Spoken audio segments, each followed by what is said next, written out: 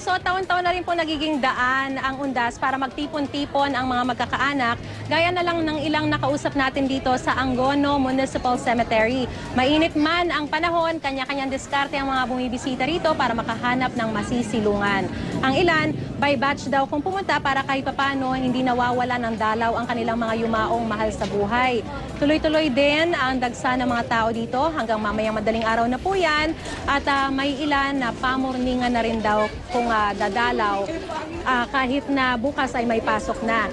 Buhay na buhay rin, syempre, ang iba't ibang mga negosyo, ang ilan sabay-sabay sa pagdalaw sa kanilang mga yumaong mahal sa buhay.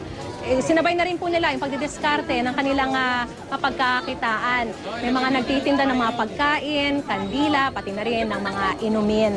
At partner, sa ngayon, generally peaceful yung sitwasyon dito sa Angono. Awa ng Diyos, wala namang naitatala na any untoward incident sa mga sementeryo. At maganda rin yung daloy ng mga sasakyan, yung daloy ng trapiko dito sa ML Quezon Avenue, ang kalsada kung saan matatagpuan ang 3 sementeryo dito sa Angono.